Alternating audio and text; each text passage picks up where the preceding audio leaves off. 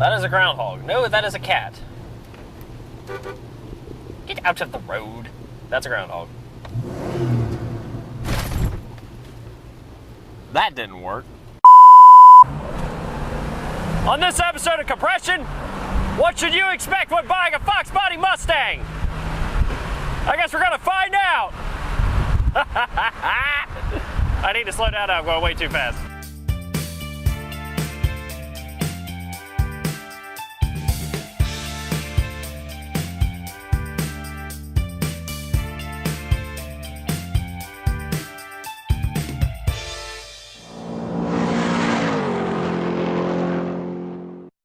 Now, if you, like many other folks, want a dirt cheap, easy to modify muscle car, your choices are fairly limited. You can stick to either a 3rd gen Camaro, a G-Body Monte Carlo, or something like this. A traditional 1991 Ford Fox Body Mustang. Produced in one form or another from 1979 to 1993, the Fox platform is one of Ford's most iconic for the simple reason that it was cheap from the factory, absurdly easy to modify, and could be made into a tremendously fast car on a budget. Today, Fox bodies are getting harder and harder to find, especially one in as great a shape as ours, which gives us a perfect excuse to see if they're all they've cracked up to be. This isn't another Fox body project for the internet. Oh no, this is Lucy, the last of a dying breed. Now, of course, if you're buying a Fox Body Mustang, chances are you're doing it for the level of performance that the car offers, be it in stock formation as we have here, or with a whole bunch of upgrades. So, what should you expect when driving the Fox Body Mustang? Are you going to expect something amazing, or are you going to expect something truly sub-average? Of course, in order to determine the actual performance of a vehicle, it helps to actually take it out for a drive. So that's exactly what we're going to do. We're going to take Miss Lucy out and see what she's capable of.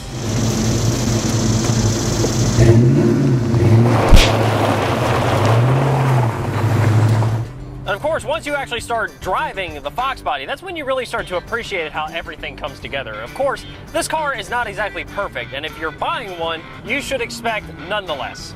Because these cars have been modified, they've been built up, they've been taken to oblivion and back multiple times in their lives, and the honest to goodness truth is, if you find one in 100% pristine, all numbers matching condition, 1, keep it and don't touch it. 2, you are a very lucky person. 3, you're probably lying about it. Of course, the list of pros and cons for these kinds of cars is fairly lengthy, but we've done our best to narrow things down a little. And what better way to start going through that list than to start with the growling gremlin lurking under the hood. The Ford 302 cubic inch or 5-liter Windsor V8 engine. This engine produces, apparently, don't quote me on this, 205 horsepower and 275 foot-pounds of torque.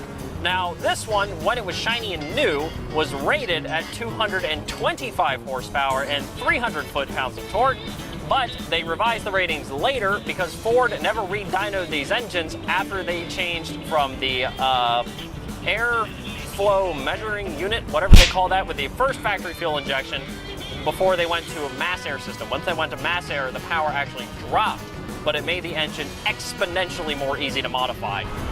Performance on these cars is 0 to 60. It's dealt with in about 6.5 to 7 seconds, depending on how quickly you can throw it from first to second. The top speed allegedly is around 140 miles per hour. I don't know, I've never tried, nor would I ever. One of the issues about driving a car that is 27 years old is that you really don't want to push it unless you actually build it, and I mean rebuild it. Go through it from the ground up, make sure everything is as solid as you want, make sure that the suspension is not held together with 2x4s, and that the seat is not going to fall into the trunk behind you the moment you jump on the throttle. Now, 205 horses may not sound like a lot, and truthfully, it isn't, but you probably won't have to worry about that, as the engine will undoubtedly, and unfortunately, already have a variety of changes made to it when it comes into your possession. When you buy a Fox Body Mustang, 9 times out of 10, I will guarantee you at least 95% of the time, stuff has already been done to it. For example, this car, when I got it, it had a cold air intake on it, it had Enkai wheels, it had an aluminum radiator, it had, there was something else in there too, I'm forgetting. Oh yeah, the exhaust, which is actually still there. Irresponsible revving aside, there are a few perks to cars like the Fox Body. From the half-decent road holding and handling ability to the half-assed but comfortable interior, it's understandable why this old fart of a horse is so popular among so many, even if it feels, at times, like it's held together with nothing but duct tape. Now, if you're looking for interior comfort, the Fox Body Mustang will not be your forte. Of course, as we can see by the pristine interior we have here in Lucy, it's not exactly the greatest thing in the world. As a matter of fact, the headrests are so low, if I sat up any higher, my neck would probably snap and kill me if I got rear-ended. And of course, you know, things in here, they can be hit or miss function at best, like the audio, which mine does still have the factory radio, and believe it or not, it still works, including the cassette player. Miranda Lambert, everybody. The air conditioning, however, does not work. Well, the heater does, because it relies on the heat of the engine, which is fantastic. However, the air conditioning system itself is completely shot, and it's a $700 upgrade to buy one with modernized coolant.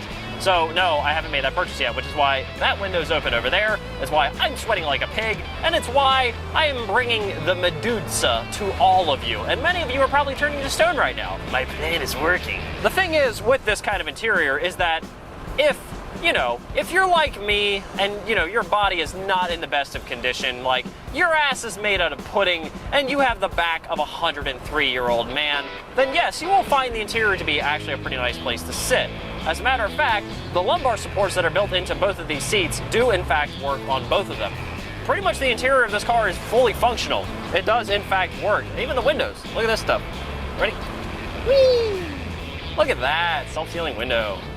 I'm gonna keep it open because I'm dying right now. Now, of course, one of the perils of owning any Ford Mustang is that you should probably expect to have really limited trunk space in the back. And of course, the Fox Body is absolutely no exception.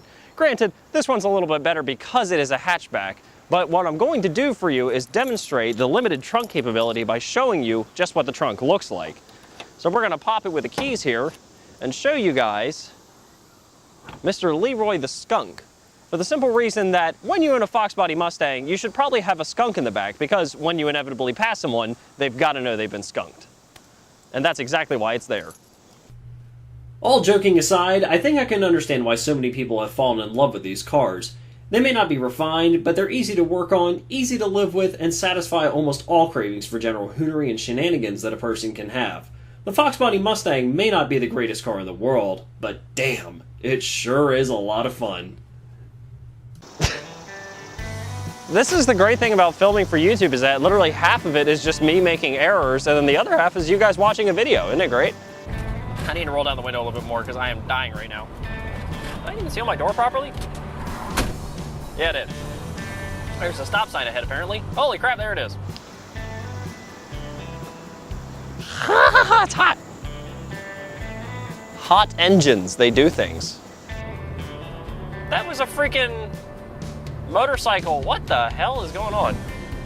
See if I can let y'all see this. That is a motorcycle parade going past me, and the guy in a Fox Body is the one leading it, which is pretty cool. It's usually hit or miss at what the I need to detach the GoPro and just show you guys this real quick. Wow. There are literally motorcycles everywhere.